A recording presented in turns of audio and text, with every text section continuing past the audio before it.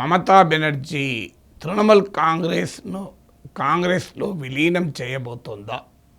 ఇది ఇప్పుడు నేషనల్ మీడియాలో ఒక రకంగా వైరల్ అవుతున్న వార్త. ఇండియా టుడే, ఎన్డీటీవీ ఇలా అనేక జాతీయ మీడియా సంస్థలలో ఒక స్పెక్యులేటివ్ స్టోరీ వస్తుంది. అయితే అఫ్కోర్స్ ఇప్పటికీ క్వశ్చన్ మార్క్తోనే వస్తుంది. దీనిపైన ప్రముఖ జర్నలిస్టులు కూడా స్పందించారు. వాస్తవంగా రాజీవ్ సర్దేశాయ్ ఇండియా టుడేలో తన రెగ్యులర్ కాలంలో ఈ అంశాన్ని ప్రతిపాదించారు. ఇప్పుడు బీజేపీని ఎదుర్కోవాలంటే ఇండియా బ్లాక్ కాదు, రీయూనిఫికేషన్ ఆఫ్ కాంగ్రెస్ను ఎందుకు ఆలోచించకూడదు అని. తర్వాత ప్రభు చావ్లా మరో ప్రముఖ సంపాదకులు వ్యాఖ్యానించారు. ఏం జరుగుతోంది? సోనియా గాంధీతో మమతా బెనర్జీ, అభిషేక్ బెనర్జీ 2 గంటల వ్యవధిలోనే సమావేశమయ్యారు. రాహుల్ గాంధీతో అభిషేక్ బెనర్జీ 1.5 గంటల పాటు సమావేశమయ్యారు. సో ఏం జరుగుతోంది? కాంగ్రెస్ పార్టీలో తృణమూల్ కాంగ్రెస్ని విలీనం చేస్తున్నారా, లేదా అభిషేక్ బెనర్జీని పర్సువేట్ చేసి పక్కకు జరిపేస్తున్నారా అంటూ వ్యాఖ్యానించారు ప్రఖ్యాత సంపాదకులు ప్రభు చావ్లా. మరో ప్రముఖ కాలమ్నిస్ట్ జర్నలిస్ట్ సబా నఖ్వీ కూడా ఈ అంశం పైన ఊహాగానాలలో జాయిన్ అయ్యారు. వాస్తవంగా శివసేన నాయకుడు సంజయ్ రావత్ వ్యాఖ్యానించాడు, ఈరోజు బీజేపీ ప్రాంతీయ పార్టీలను లేకుండా చేస్తోంది.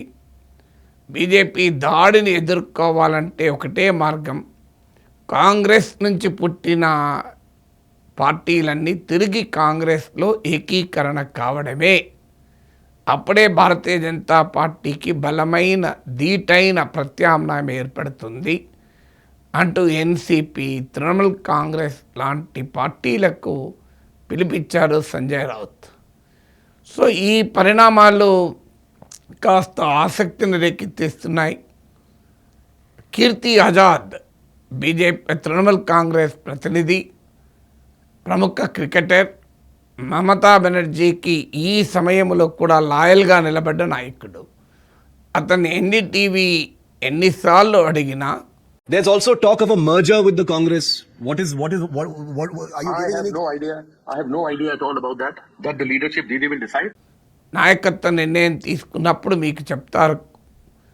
సో నాకైతే ఎలాంటి ఐడియా లేదు అంటూ వ్యాఖ్యానించారే తప్ప అలాంటి ప్రతిపాదన ఎక్కడా లేదు అని మాత్రం ఖండించలేదు. ఈవెన్ పార్టీలో ఈ ప్రతిపాదన చర్చించారని రెట్టిస్తే కూడా ఐ హ్యావ్ నో ఐడియా. రకరకాల ఊహాగానాలు వస్తున్నాయి. ఇంతమంది ఎంపీస్ వెళ్ళిపోయారు, అంతమంది ఎంపీస్ వెళ్ళిపోయారు అంటూ బీజేపీని విమర్శించాడు తప్ప I will we merge Trinamool Congress with Congress, so మాకేం అవసరం ఆ పార్టీని మెర్జ్ చేయడం అన్న పదం మాత్రం రాలేదు. గతంలో అయితే ఇదే పదం వచ్చేది కదా. ఈలోగా మమతా బెనర్జీ ఢిల్లీలోనే ఉన్నారు. అక్కడ బెంగాల్లో పార్టీ ఎమ్మెల్యేలని, పార్టీ ఎంపీలను ఆపరేషన్ లోటస్ ప్రభావితం చేస్తుంది. ఆఖరికి లోకల్ బాడీస్లో 100కు పైగా కౌన్సిలర్లు బీజేపీలో చేరారు. బెంగాలే కాదు, సుష్మితా దేవ్ లాంటి నాయకులు కూడా, ఎంపీలు కూడా బీజేపీలో చేరుతున్నారు. సో మీకు రీటబ్రటా బెనర్జీ, తృణమూల్ కాంగ్రెస్ రిబెల్ లీడర్ కూడా దీనిపైన మాట్లాడారు. ఎవరు మెర్జ్ చేయాలనుకుంటున్నారు తృణమూల్ కాంగ్రెస్ను కాంగ్రెస్లో? అదే జరిగితే మా రిబెల్ ఎమ్మెల్యేలు, ఎంపీలు దాన్ని యాక్సెప్ట్ చెయ్యరు అని ప్రకటించాడు. సో రిబెల్ ఎమ్మెల్యేల బలం 58 నుంచి 64కు పెరిగింది అని రీటబ్రటా బెనర్జీ వ్యాఖ్యానించారు. మొత్తం తృణమూల్ కాంగ్రెస్ తరఫున గెలిచిందే 80 మంది. అందులో రిబెల్ క్యాంప్లో ఆల్రెడీ 64 ఉన్నారని ప్రకటిస్తున్నారు. 29 ఎంపీస్, 12 లోక్సభ, 12 రాజ్యసభ ఎంపీలు ఉన్నారు తృణమూల్ కాంగ్రెస్కు. 29 లోక్సభ ఎంపీలు 20 ఇప్పటికే రిబెల్ తృణమూల్ కాంగ్రెస్గా ప్రకటించుకొని ఏకంగా ఎన్డీఏలో చేరుతామంటూ స్పీకర్కు లెటర్ ఇచ్చారు కకోలి ఘోష్ నాయకత్వంలో. సో ఈ పరిణామాలన్నీ చూస్తుంటే అసలు తృణమూల్ కాంగ్రెస్లో ఎవరు మిగులుతారు నాయకులు? మమతా బెనర్జీ, అభిషేక్ బెనర్జీ తప్ప ఎవరు మిగిలరా అనేటువంటి ఒక భయోత్పాతం కలిగించే పరిస్థితి వాళ్ళ బెంగాల్లో ఉంది. ఒక ఎంపీలు ఎమ్మెల్యేలు లాగేసుకోవడమే కాదు, పార్టీని కింది స్థాయి వరకు కూడా తృణమూల్ కాంగ్రెస్లో ఎవరు ఉండకుండా, ఒకవేళ ఉన్న పని చేయలేని పరిస్థితి తీసుకొచ్చేలా బీజేపీ రాజకీయ దాడి అంత పదలుగా జరుగుతుంది. సహజంగానే తృణమూల్ కాంగ్రెస్ను మమతా బెనర్జీ నిర్మించిన తీరు వల్ల, అంటే పవర్ తప్ప వేరే లాయల్టీ లేకుండా ఆమె పార్టీని నిర్మించడం వల్ల పార్టీ ఆమె ఇతర ప్రతిపక్షాలను ఏ రకంగా దాడి చేసిందో చూసిన తృణమూల్ కాంగ్రెస్ నాయకులు ఇవాళ నీవు చెప్పిన విద్యే నిరదాక్ష అంటూ వారు తమ దారి తాము చూసుకుంటున్నారు. ఎందుకంటే ఈ 15 ఏళ్లలో ముఖ్యంగా 2018 ఆ ప్రాంతం నుంచి 2011లో మమతా అధికారంలోకి వచ్చారు. అధికారంలోకి వచ్చిన కొద్ది సంవత్సరాల్లోనే బెంగాల్లో ఒక నిర్బంధ కాండను మమతా బెనర్జీ అమలు చేశారు. ప్రత్యర్థి పార్టీలను దాడులు, హత్యలు, ఆఖరికి వాళ్ళ పార్టీ కార్యాలయాలు ఆక్రమించుకోవడం, ఒక దశలో అయితే లోకల్ బాడీస్ ఎన్నికల్లో 30 to 1/3 ప్రతి ముగ్గురులో ఒకరు యునానిమస్గా ఎలక్ట్ అయ్యారు. ఎవరినీ పార్టీ ఉండలేదు. మీడియాను, సోషల్ మీడియాను ఎక్కడ పడితే అక్కడ ప్రశ్నించే ప్రతి ఒక్కరిపైన దాడి చేసింది. ఇవాళ అంత భయంకరమైన దాడికి కమ్యూనిస్టు పార్టీలే విలవిలలాడాల్సిన పరిస్థితి వచ్చింది. లెఫ్ట్ ఓటింగ్ 5%కు పడిపోయింది. 2011లో ఓడిపోయినప్పుడు కూడా లెఫ్ట్ ఓటింగ్ అరౌండ్ 40% ఉండే, అది 4-5%కు పడిపోయింది మమతా బెనర్జీ దాడి భరించలేక. అలాంటి రాజకీయ పరిస్థితుల్లో తృణమూల్ కాంగ్రెస్ 15 ఏళ్ల పాలన ముగిశాక సరిగ్గా 15 ఏళ్ల పాటు తానేమి చేసిందో ఇప్పుడు తానే రుచి చూడాల్సి వస్తుంది. మరోవైపు భారతీయ జనతా పార్టీ ఇప్పటిదాకా కాంగ్రెస్ ముక్త్ భారత్ నినాదం ఇచ్చింది, కానీ అది ఆచరణ సాధ్యం కాదని బీజేపీకి కూడా అర్థమైంది. ఎందుకంటే కాంగ్రెస్ ముక్త్ భారత్ అన్నాక కూడా హిమాచల్లో గెలిచారు, అదంటే చిన్న రాష్ట్రం అనుకుంటే కర్ణాటకలో గెలిచారు, తెలంగాణలో గెలిచారు, కేరళలో గెలిచారు, తమిళనాడులో మీకు అధికారంలో భాగస్వామి అయ్యారు, పార్లమెంట్లో స్ట్రెంత్ డబుల్ అయింది, పార్టీ ప్రధాన ప్రతిపక్ష హోదా పొందింది, Rahul Gandhi leader of the opposition అయ్యారు, రాహుల్ గాంధీ ఇమేజ్ పెరుగుతోంది. అఫ్కోర్స్ మోడీ ఇమేజ్తో పోలిస్తే చాలా గ్యాప్ ఉండొచ్చు. సో కాంగ్రెస్ పార్టీ వైపుగా మైనారిటీ ఓటర్ షిఫ్ట్ అవుతున్నాడు దేశమంతటా. సో కాంగ్రెస్ తన స్వభావాన్ని కూడా మార్చుకుంటోంది. హైకమాండ్ కల్చర్కు కాస్త భిన్నంగా కేసీ వేణుగోపాల్ కాకుండా క్షేత్రస్థాయి సెంటిమెంట్కు విలువిచ్చి సతీష్ను సీఎం చేశారు. అసర్ట్ చేసుకుంటోంది కాంగ్రెస్ హైకమాండ్. చాలా కాలంగా పెండింగ్గా ఉన్న సిద్ధరామయ్యను పక్కకు పెట్టి డీకే శివకుమార్ను చీఫ్ మినిస్టర్ చేయగలిగారు. సో కాంగ్రెస్ 2.0 మనం చూస్తున్నాం. సో ఈ పరిణామాలన్నీ చూస్తుంటే ఇప్పుడు బీజేపీ కాంగ్రెస్ ముక్త్ భారత్ సాధ్యం కాదని ఒక అంచనాకు వచ్చి ప్రాంతీయ పార్టీలు లేని భారతదేశాన్ని రీజనల్ పార్టీస్ ముక్త్ భారత్ వైపుగా అడుగులు వేస్తున్నట్టు కనబడుతోంది. వాస్తవంగా బీజేపీ ఐడియాలజికల్గా కూడా రీజనలిజం అంటే బీజేపీకి పడదు. ఎందుకంటే హిందుత్వ పాలిటిక్స్కు అతిపెద్ద అడ్డంకి రీజనలిజం. అందుకే బీజేపీ సిద్ధాంత రీత్యా కూడా ఫెడరలిజాన్ని యాక్సెప్ట్ చేయదు.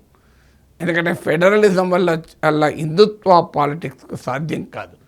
అందువల్ల బీజేపీ, మీరు ఫౌండింగ్ ఫాదర్స్ ఆఫ్ బీజేపీ రాసిన పుస్తకాలు చదవండి.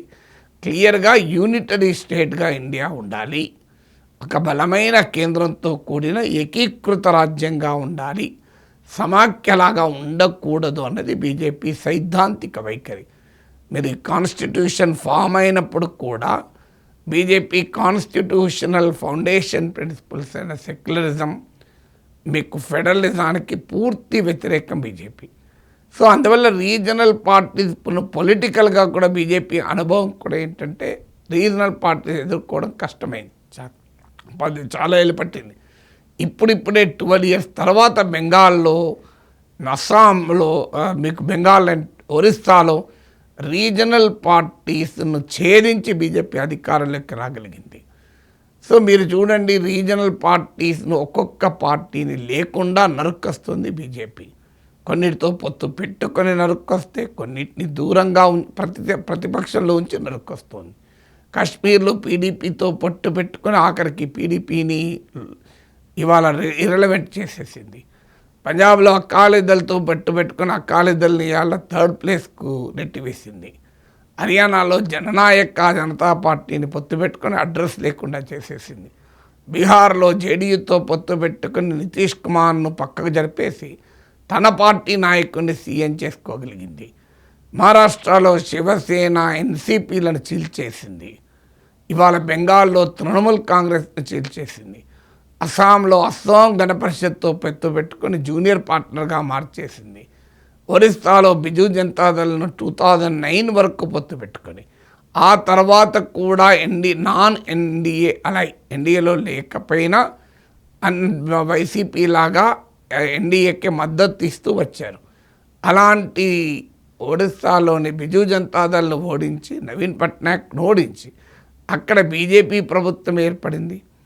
ఇప్పుడు తెలంగాణలో కూడా ఇటీవల అమిత్ షా ప్రకటించాడు. ఒకవైపు టీడీపీ జనసేనలతో బీజేపీ తెలంగాణలో పొత్తు పెట్టుకుంటుందన్న స్పెక్యులేషన్ వస్తున్న సమయంలో లేదు, తెలంగాణలో మేము ఒంటరిగానే పోటీ చేస్తామని సాక్షాత్తు అమిత్ షాయే బలమైన సంకేతాన్ని ఇచ్చారు. సో అందువల్ల బీజేపీ ఇప్పుడు కొత్త రూపంలో వస్తుంది. అగ్రెసివ్గా ఒకప్పుడు కాంగ్రెస్ను వేటాడి వెంబడించినట్టుగా ఇప్పుడు రీజనల్ పార్టీస్ను కథం పట్టించే పనిలో బీజేపీ పడింది. మీరు ఇవాళ ఎన్డీఏ మీటింగ్కి వచ్చిన వాళ్ళు చూడండి, ఒక్కరు non BJP prominent chief minister ఎవరంటే ఒక్క చంద్రబాబు నాయుడే, మీకు ఎవరు లేరు. చూడండి, మీరు ఈ పరిస్థితి ఉండేనా ఒకప్పుడు. సో ఒక్కొక్కరు side line, Nitish Kumar latest side line. So ఇలా రాజకీయ పార్టీలు ఇవాళ ప్రాంతీయ పార్టీలను తనకు సవాలుగా లేకుండా చేసుకుంటున్న బీజేపీ చూస్తున్నారు. ఇక బీజేపీ దాడికి ప్రాంతీయ పార్టీలు బడగడే ప్రశ్నార్థకమవుతుందా అనే అంశం వస్తుంది. అందుకే కాంగ్రెస్ పార్టీకి సలహా ఇచ్చేవారు, అలాగే పిల్ల కాంగ్రెస్లకు సలహా ఇచ్చేవారు ఇంకో మార్గము లేదు, కాంగ్రెస్ ఒక ఫెడరల్ పార్టీగా ఎమర్జ్ అయి ఇలా తన పార్టీ నుంచి వెళ్ళిపోయిన కాంగ్రెస్ పేరు ఇప్పటికీ కలిగి ఉన్న పార్టీలను తిరిగి కాంగ్రెస్లో మెర్జ్ చేయించుకోవాలి అన్న ఆలోచనలో పడుతున్నట్టుగా కనబడుతోంది. ఇప్పుడు తృణమూల్ కాంగ్రెస్ కూడా 1998 వరకు మమతా బెనర్జీ రాజీవ్ గాంధీకి అత్యంత లాయలిస్ట్. మీకు ఎమర్జెన్సీలో లోక్నాయక్ జయప్రకాష్ నారాయణకు కారుకే అడ్డం పడిన మిలిటెంట్ యాక్టివిస్ట్ మమతా బెనర్జీ. అందువల్ల మొదటి నుంచి కూడా రాహుల్ గాంధీతో ఏ విభేదాలున్నా సోనియా గాంధీతో సత్సంబంధాలు కలిగి ఉంటూ వచ్చింది.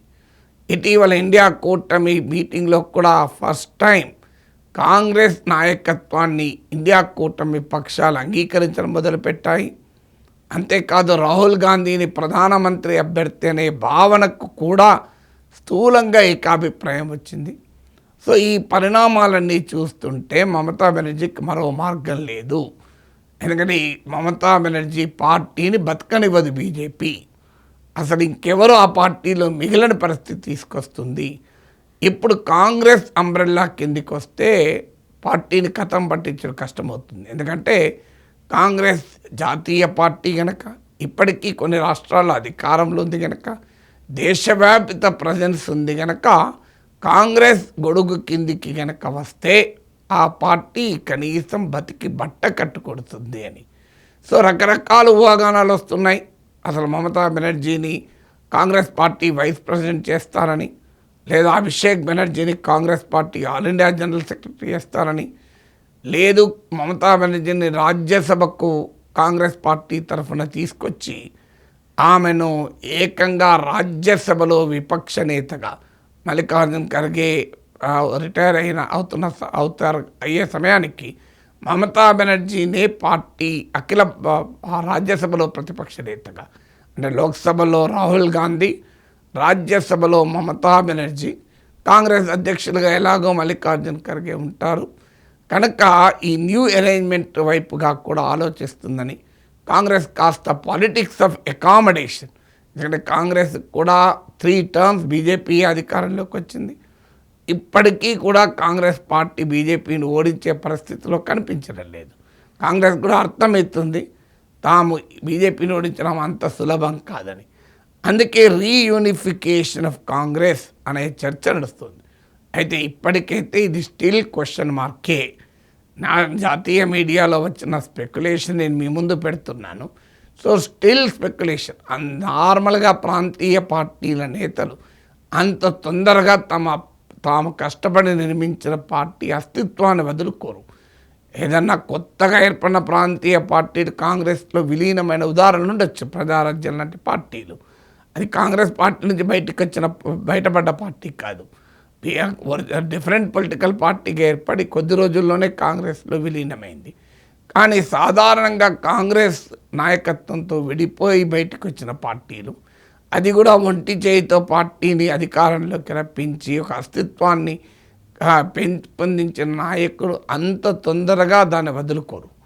సో అందువల్ల అంత ఈజీ కాదు ప్రాంతీయ పార్టీలు తమ పార్టీలను తీసుకెళ్ళి జాతీయ పార్టీలు మెర్జ్ చేయడం అనేది మామూలు విషయం కాదు. అందువల్ల still it is a far fetched idea. Speculation అయి ఉండవచ్చు కూడా. కానీ మమతా బెనర్జీ, సోనియా గాంధీల మధ్య గంటల తరబడి చర్చలు, ఇండియా కూటమి మీటింగ్కు 3 years తర్వాత వచ్చింది. ఎప్పుడు 2023లో బెంగళూరులో ఏర్పడినప్పుడు, తర్వాత ముంబైలో వచ్చినట్టున్నారు. ఆ తర్వాత ఎప్పుడు మమతా బెనర్జీ స్వయాన హాజరు కాలేదు.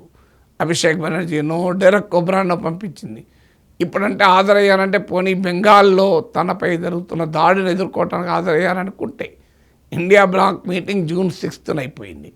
అయిపోయినాక కూడా బెంగాల్లో ఒకవైపు తన ఎమ్మెల్యేలను, ఎంపీలను బీజేపీ లాగేసుకుంటుంటే, కింద కార్యకర్తల పైన కూడా దాడులు జరుగుతుంటే, ఆమె ఢిల్లీలో ఉన్నారు తప్ప కోల్కత్తాలో ఉండి తన పార్టీ కార్యకర్తలకు ఒక ఆత్మవిశ్వాసాన్ని ఇచ్చే పని చేయకుండా ఢిల్లీలో ఈ మీటింగులు ఏంటి అనే అనుమానం.